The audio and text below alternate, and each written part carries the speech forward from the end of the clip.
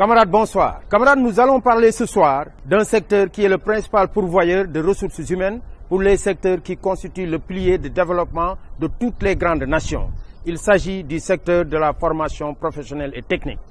Camarades, ce secteur est tellement important que le SAEMS l'a compris et c'est pourquoi, dès la création de notre organisation, nous avons tenu à ériger ce secteur en section nationale avec des structures déconcentrées dirigées par un secrétaire général national. Camarades, le secteur de la formation professionnelle et technique constitue le principal pilier qui permet à tout pays de procéder à la transformation des ressources de la nation.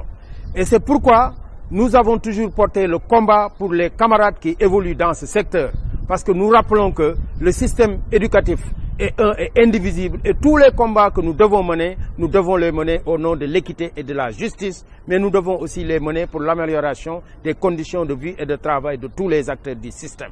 Et c'est pourquoi, depuis lors, les camarades ont bénéficié de beaucoup d'acquis historiques que nous avons obtenus. Je rappelle à cet effet d'ailleurs les acquis de 2006-2007 et l'élargissement même de ce que nous appelons l'indemnité de recherche documentaire à l'époque au METP,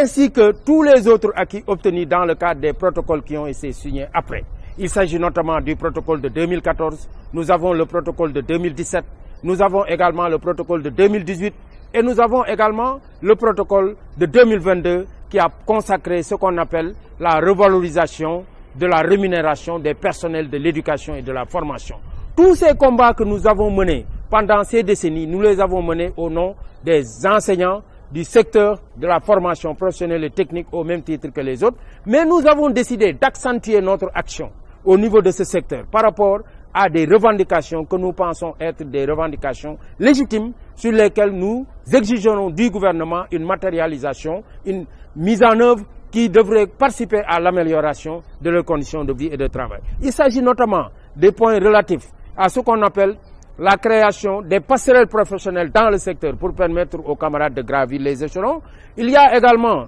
le point relatif à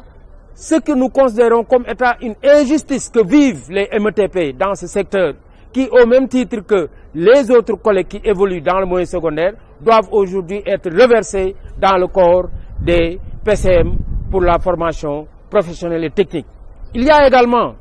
la question relative à ce qu'on appelle l'accès démocratique aux examens et concours, ainsi que la prise en charge de toutes les formations qui devraient leur permettre quand même d'accéder à un plan de carrière beaucoup plus reluisant pour l'ensemble des acteurs qui interviennent dans ce secteur. Mais nous rajoutons également que le combat, nous devons le porter pour que tous ensemble, nous puissions offrir un plan de carrière reluisant à tous ceux qui interviennent dans le secteur de la formation professionnelle et technique. Camarades, je dois rappeler que